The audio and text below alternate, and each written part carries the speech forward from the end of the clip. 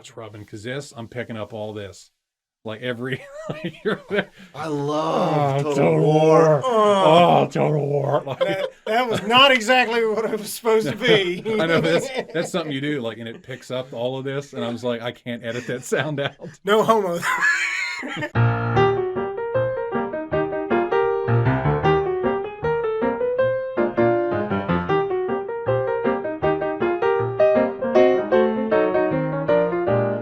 Well, hey guys, what's going on here? Thank you again for tuning in to This Evening Tonight. I am your host, River Sullivan. Joining with me here this evening is my friend, the hetero life mate. Everybody knows him, the Hispanic hammer, Mart'in. What up, man? How is everybody doing? And joining us as well, Wayne. my buddy Wayne. No relation to John Wayne, or maybe we haven't really decided that yet. Or Bruce. Or Bruce. Yeah, it could be Bruce Wayne. I don't know. We Hey. didn't really come up with anything for that. If it was Bruce Wayne, I wouldn't be here. It's the beauty of the podcast. You get to use. Well, I don't. You never know, because look what happened to Arthur Fleck. Yeah, it's true. Good Spoilers. Good point. Yeah. Yes.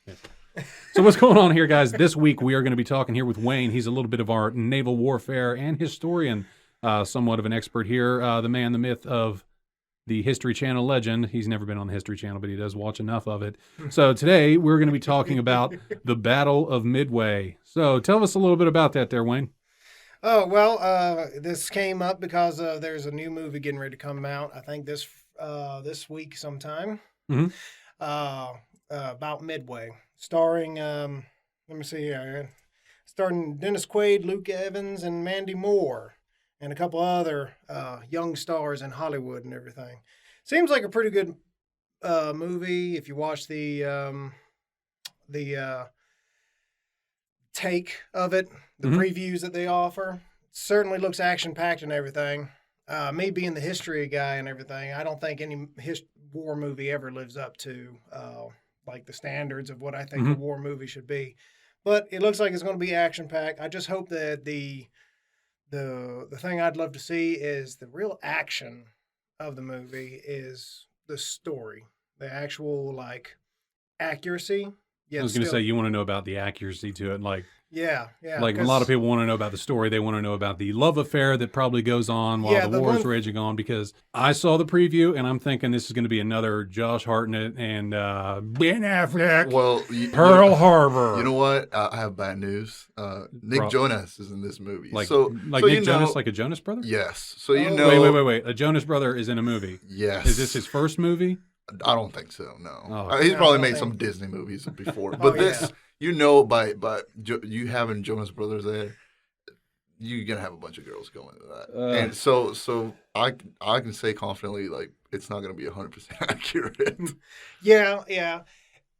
See, I'll diverge just a little bit. The thing I hate about movie critics and everything, and don't worry, I like Ebert and Roper, I'm a big fan of, but Whatever happened to Siskel? I miss him. right. But the thing that I hate about a lot of movie critics is that they say, oh, well, this movie disappointed in this, or this movie disappointed in that. What I care about is the story. Is it something that really hooks you? Is it really something? I don't care if it's like so off the wall or like they went artist crazy on. It's like, is it something that grabs you and actually gets you this emotional thing? Now, Midway is a historical. You're basing this on an actual historical event. The original movie, made 1973, starred Charlton Heston and Jason Robards. Jason Robards was a huge cowboy star. And, of course, everybody knows Charlton Heston from all kinds of movies. In fact, his last appearance was in Tombstone. Whoa. With Kurt Russell and everything. Yeah. He was the rancher that came out and was like, oh, you want to use my house for this and everything when Doc Holliday fell sick? That was him. Oh, no shit. And he was the one who played the original Wyatt Earp in the original movie. So to give must have just had a stroke. So to give a quick rundown here for everybody that's not familiar with the Battle of Midway, I'm just going to quote here directly from our good friend Wikipedia. The Battle of Midway was a decisive naval battle in the Pacific theater of World War II that took place between 4 and 7 June of 1942, 6 months after Japan's attack on Pearl Harbor, and 1 month after the Battle of the Coral Sea. The United States Navy under Admirals Chester W. Nimitz, Frank J. Fletcher, and Raymond A. Spurance defeated an attacking fleet of the Imperial Japanese Navy under Admirals Isoroku Yamamoto, Shuichi Nagumo, and Nobutake Kondo near Midway Atoll, inflicting devastating damage on the Japanese fleet that proved irreparable. Another stroke. The military historian John Keegan called it the most stunning and decisive blow in the history of naval warfare, while naval historian Craig Simmons called it one of the most consequential naval engagements in the world today, ranking alongside Salamis, Trafalgar, and the Tsushima Strait as both tactically decisive and strategically influential. Thank you, Wikipedia. So basically, this is what Pearl Harbor was. It was like our answer to Pearl Harbor. Okay. No, actually, the Doolittle raid came before Midway. Mm-hmm. In fact, what Midway actually is historically, and I'll try not to get too long-winded because I have a habit of that, but historically, Midway was actually Japan's answer to our attempt at revenge of a Pearl Harbor. The Doolittle raid was our attack directly on Tokyo, Japan. Oh, okay. If you watch Pearl Harbor, it was, that was the very last of the movie, where they went and raided Japan. So after this, because there was this Japanese belief that the home islands could not be attacked, period. So after that, what happened is this Midway plan got approval from Yamamoto, from the Emperor and Tojo, because they realized, we can be attacked, and the U.S. is still real dangerous because we didn't sink the carriers. Because we awoke the sleeping giant. So the idea, exactly. So the idea of Midway, what Yamamoto was hoping to aim is before America could get its industrial base kicked in big time, if he'd have been able to defeat, and the Midway was supposed to be an ambush. That's what the Midway was supposed to be, was an ambush. If Yamamoto had been able to get our carriers into the battle and sink them, we would have lost World War II. Let me see here. What exactly did the U.S. fleet, what did we have, do you remember, that consisted of? Okay. Well, I wrote down a couple of the numbers and everything. Essentially, we had, going into the Battle of Midway, Pearl Harbor was devastating. It was the 9/11 of World War II. Yeah. 3,000 American dead, relatively. Going into the Battle of Midway, we had, in the Pacific Fleet, 53 warships. Only 3 of those were aircraft carriers. 50 ships. Are we talking about for Midway?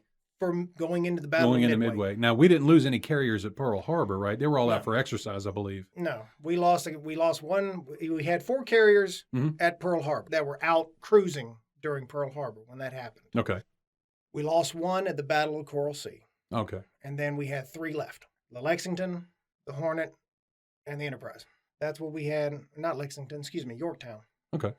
Yorktown, Hornet, Enterprise. And the Enterprise actually was at Pearl Harbor when it got attacked. It actually was in cruising range, just the Japanese had no idea. And it actually had some of its planes shot down. They were some of the very first casualties at Pearl Harbor. No shit. Yeah. So anyway, back to the original point.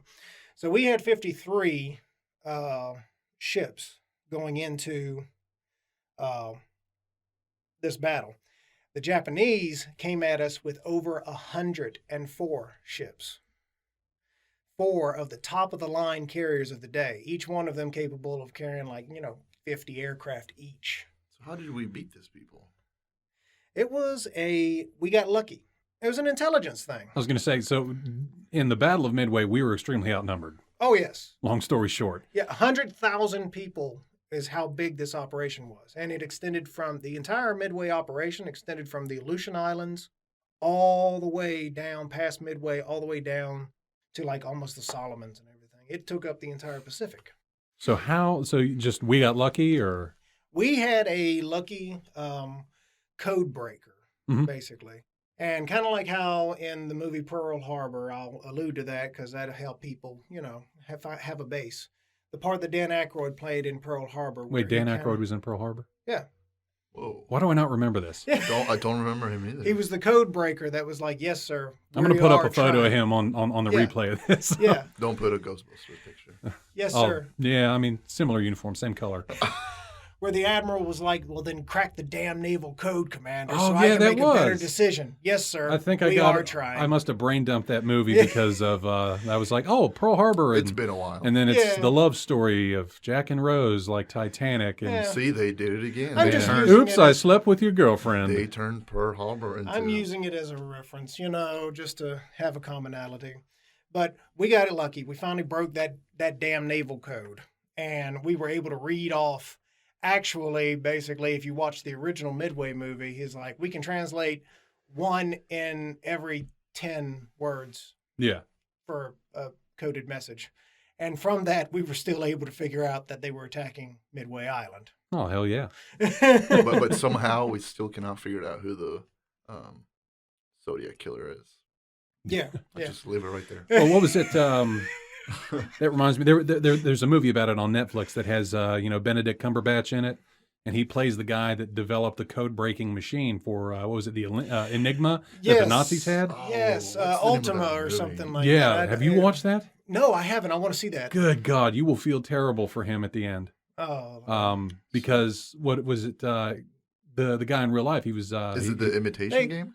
No, what? The imitation game? I think it has Might Benedict be. Cumberbatch in it. Benedict Cucumber? Yeah, yeah. Cumberbatch. Yeah, Benedict Cumberbatch. But Benedict Cabbagelegs? yes, Yeah, yes, yeah, that guy. that's it. But like in that movie, he was like this brilliant scientist, and like Well, the yeah, it government says right brought him all here together. Alan Turing. Yeah, because the he was originator of the cracking Turing Nazi test. codes and all that, the Enigma. Yeah. Yeah. Yeah, so he built like him and a bunch of other guys, like they all got together and like they were trying to solve the code, and they only had like 15 minutes or something like that because then the code's reset and they couldn't solve it. But he just kind of went off on his own and started building like the first computer, and it took up like this warehouse of like these big ticker tape machines and reels, and at the end of it, they all kind of band together and they get this machine just starts pumping out like the solvent and for the Enigma machine.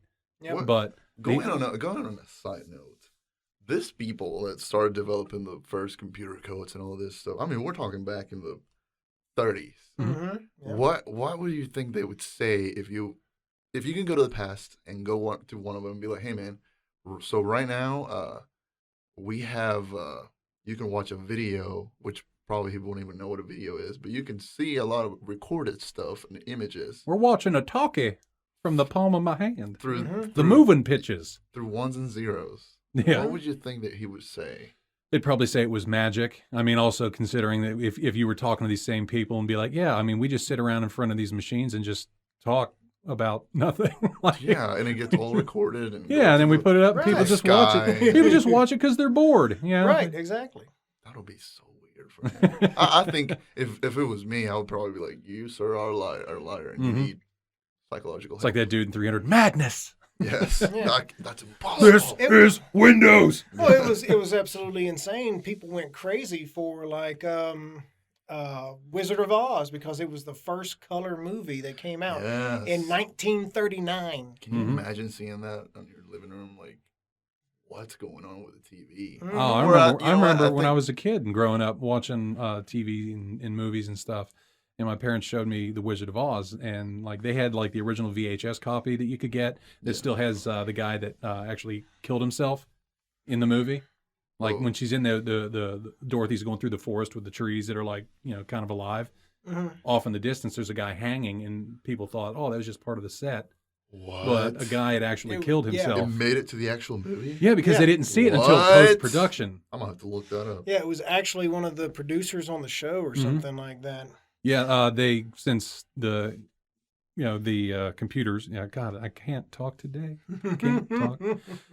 Since the advancement, that's the word I'm looking for, of computer technology out there, they were able to scrub that out digitally. So in like the DVDs, and even if you like watch it streaming or anything, that you're not going to be able to see it. But yeah, I mean, that's pretty blurry, but I can see it. yeah. Yeah. That is creepy. Yeah, Yeah. he got some kind of a raw deal or something like that, and it basically ruined him. So he went and hung himself on the set of his own movie. Basically, really is what it was, because he was like some kind of writer or something. Yeah, I mean, then you I had forget like what the legend is. there's the legend of that, and then you have like that movie 3 Men and a Baby. Yeah. that had like the ghost kid that apparently was like the kid of like the director that had died. Mm-hmm. But they said it was like everybody tries to debunk it, this and that, or they say it was like a reflection from an extra or something. But I'd have to look into it more. I don't remember all the details on it. So okay, like there's a huge following, like, and I hate to use it for a historical event, like it has like a cult following. Like yourself, Wayne, as a historian, you follow things like this very closely, and I mean, there's thousands and thousands, if not like a million some people out there on this planet that follow things as closely. Now, for pretty much all three of us in the room, we're pretty avid gamers, and out there that exist, there's what is it? There was like the old Midway USA that I remember for the original like Xbox. Yeah. It was like the battleship game, Yeah. and then there was like War of Tanks, War of Ships, Total War. Have you To- played any Total of the War, Total like, War games? Yeah. I don't think I've played any of those, but I love Total War. Sorry to They're- cut you off there. they're amazing. I love.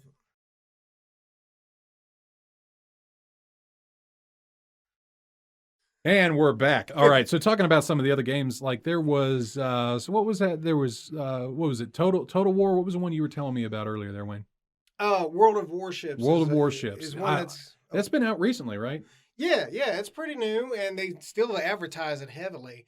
I downloaded it not long ago, and they talk about the detail and everything. It's an open multiplayer game and multiplayer game only. So there's What no like platform? It's on PlayStation, but I think it's also on Xbox as well. Okay. But the ship details, they use actual like Mhm. the schematics of the real ships and everything, and they recreate these things in the game. And I mean, it's in incredible detail. You can make out the rivets Oh yeah. on the ship. And Well, like stuff when I first that. got this computer, I didn't have any money for games because I spent a lot of money on this computer. I had there was like the World of Tanks, but it also had the aircrafts in it.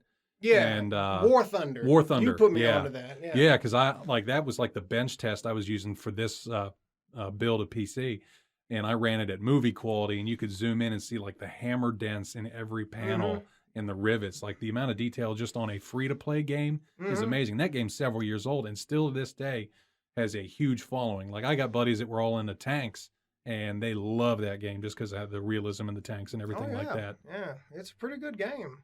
It's slower paces. So like War Thunder, you get in a fighter aircraft and you're in a tank and you're in and amongst it and everything. With World of Warships, you're in ships. Mhm. So you're talking about like dozens of kilometers, and then you got to close in. You actually have to consider, and I've noticed it in the game, a neat dynamic is that you're in a ship and it's rocking. When you fire your guns are all over the place every time. Mhm. And I've actually learned that if I actually time my roll With the waves. with the waves, I can actually get a little bit greater accuracy. But my fire rate, you're just mandatory. Your fire rate's going to be slow as hell, basically. Okay. But you can't get out of the tanks or anything, right? No, You're strictly It's- playing as a tank. Now with the or a ships though, plane is it just you driving the boat? Like yeah, you're driving the boat, and just like a tank, you're turning the turret and everything. Of course, being in a boat, it's a lot easier. yeah. You know, you can just concentrate. I just on want to see a aiming. game like that where, like, I mean, they are actually starting to come out with them where it's one person's driving, one person's running guns, one person's running engineering. There's a few games out there like that right now. Subnautica. Subnautica needs to get that one of these days. Oh, that's God, how did we not have that naval warfare segue? You looking at your watch? You got to go. Kind of, yes. I have to go. Yeah, Martin's got a couple things he's got to take care of at the house there. Hopefully, you get that stuff fixed. Yeah, good luck with that. Thanks, man. Yeah. It's a lot of expensive stuff. They'll find your roof. Don't worry. All right. I'm out of here. Yeah, I mean, all I was going to say about the Midway thing was just, I just hope they convey the how like desperate this fight was. You know, it was a very desperate fight. If we lost, that's it. And our casualty rates, we ended up, inflicting like 2,500 people dead for Japan, 292 aircraft, and we took out 4 aircraft carriers. We lost 307 men in just one flight, one torpedo flight. 15 American torpedo planes. Like when you say torpedo flight, you mean just like a squadron dropping torpedoes, Yeah, or it like was one dude torpedo? No, it was a squadron. 15 torpedo planes. Hmm. 3 crew in each of them. Mhm. Only one person survived. Damn. So, Then they just had the one carrier. Like we just had one carrier with us on No, that? we had 3 carriers. Oh, 3 carriers. Yeah, but that was just one squadron from one carrier. Mm. And the entire 45 men killed. Only 44. Only one person survived that attack. Yeah. So the sheer desperation of the fight was just, and it was a history setting thing. Those were the only like 2 points I had was it was a history setting thing. Coral Sea was the first time we had carriers like engage ever. Yeah. But then Midway was the one that actually basically started setting the fundamentals of our carrier doctrine that we still use today. And it was nothing but a pure carrier battle. Yeah. So what do you mean like carrier doctrine? Like dumb it down for me because I don't have the amount of research that you do. Okay, so the carrier doctrine is we have cap fighters, combat air patrol, that stay over the aircraft. And then you have your attack fighter. You have your attack fighters, you have your attack aircraft. Your attack fighters will escort attack aircraft to the enemy carriers or to the enemy fleet. And then they will provide air protection from the enemy fighters while your torpedo bombers and dive bombers set up their attack angles to attack the enemy ships in the water. Okay. So, and we still use similar doctrines even now, even though we don't have torpedo bombers and dive bombers anymore. Okay, so doctrine. Yeah. Even dumber.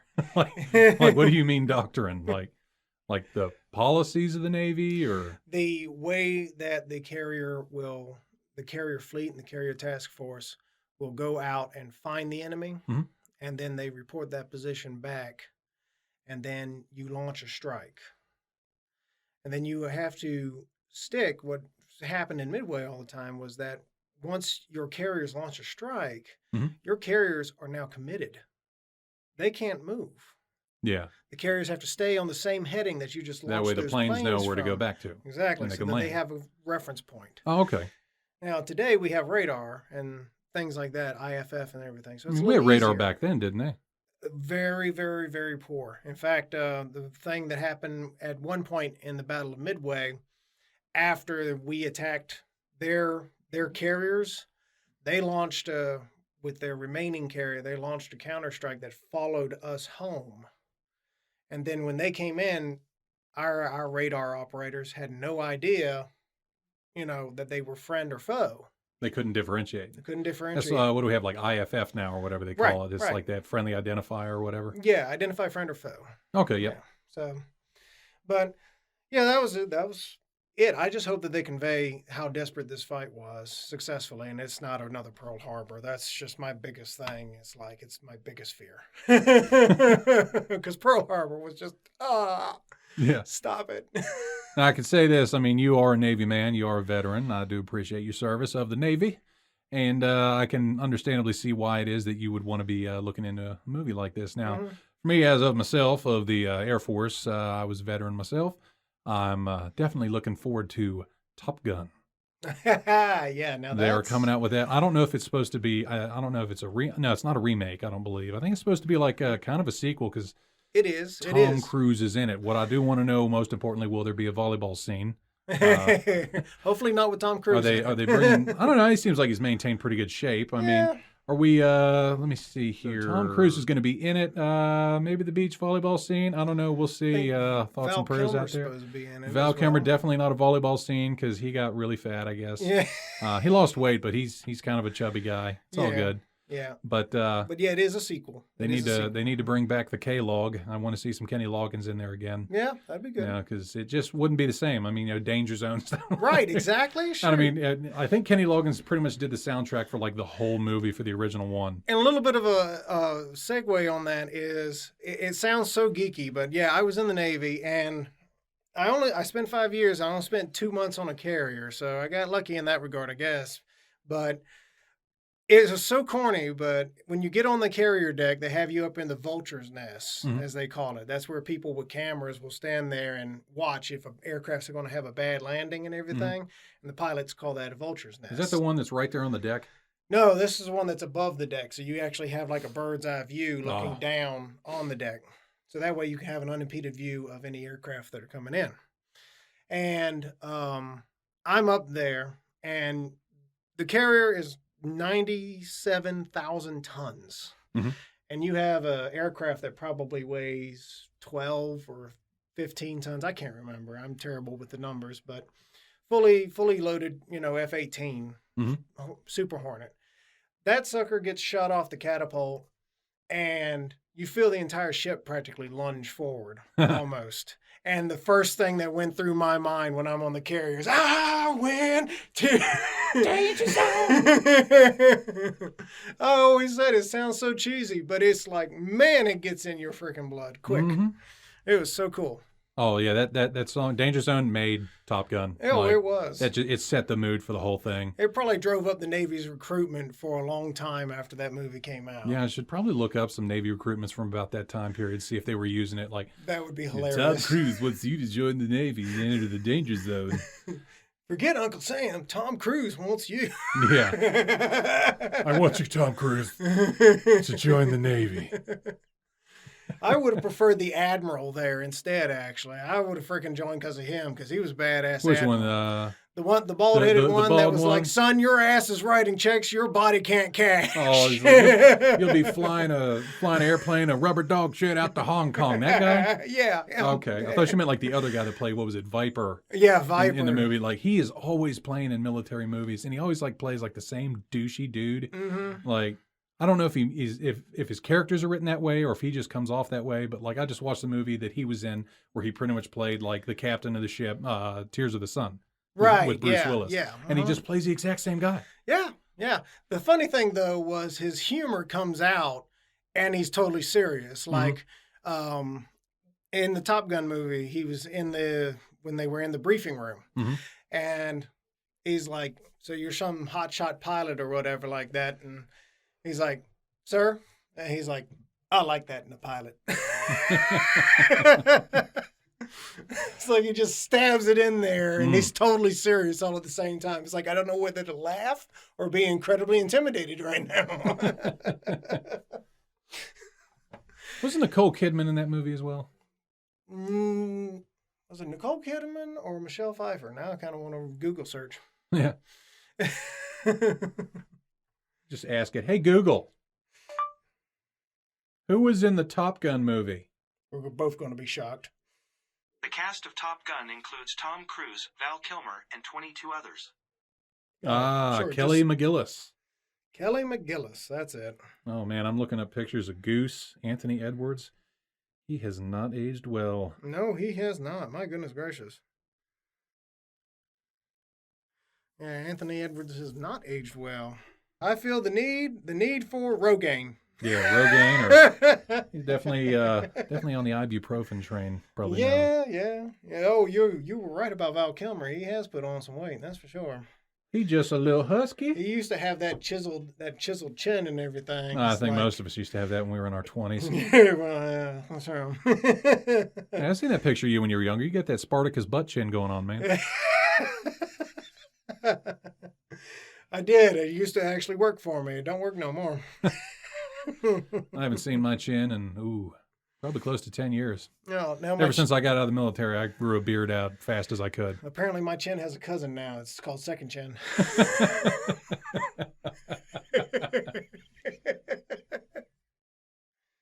I'd love to see them come out with a couple of good World War I movies now, actually. Wasn't there that one, Hacksaw Ridge? Wasn't that World War One? No, that was World War II. That was No. Pacific Theater. I'm surprised there wasn't a huge surplus of these World War One movies or whatever, because I know because of the gaming industry, Battlefield 1 came out, and there was a huge thing. Like, all of a sudden, I started seeing all sorts of documentaries on, like, Netflix and Amazon and everything on World War One. Mm-hmm. There was that World War One series that was out on Netflix. Yeah. One was like the Royal Fusiliers, and then it had like the guys in the tank. Our Story or something. Yeah, like that was actually really good. It was. I especially loved the first one. Mhm. The first one. With the Fusiliers. Yeah, with the Fusilier. That was freaking. Oh, with the dude that stayed behind with like the machine Yeah. gun. It was like the first real squad machine gun, like mounted Yeah. machine gun there. Yeah. was like water cooled. And he was like the total reject of the whole unit. You know, nobody wanted him around and stuff like that. And he ended up being the brave last man. And he lived. He survived. Yeah, he survived the war. That's crazy. And he had took like a bullet to the throat, a bullet to the head. Yeah, he got shot in the head, and I was like, well, that's it. And then like they showed me like he blinked and like came back to life. I'm like, yeah. What? Like, no, he lived. It's amazing that anybody who takes a bullet to the head, and the one that old boy would have taken in World War I was an 8mm. Yeah. That's a heck of a freaking round. So it was German forces that invaded them, right? Mm-hmm. Yeah. Is it I'm Otto von Bismarck, something like that. No. Ottoman Empire. Something. Yeah. Well, there was the Germans, the Austro-Hungarian, and the Ottoman Empire. Those were the three okay. bad guys in the war. I appreciate you having me on here. And oh, yeah. That's for sure. No problem, man. Yeah. Next time we do this, we're going to make sure we have more shit to talk about. Yeah, tell me about it. I kind of dry up on conversation sometimes. It's nice having Mart'in here. Kind of like. Yeah, once we get everybody going, it's not great. bad. Yeah, I love it. But all right, guys, that looks like that's all the time we have here for this evening tonight. Thank you all so much for tuning in. I am River Sullivan, and joined with me is Wayne. Mart'in had to run. Like I said, he had some house stuff he had to take care of. But thanks again for tuning in. Thanks for stopping by. And until next time, peace out.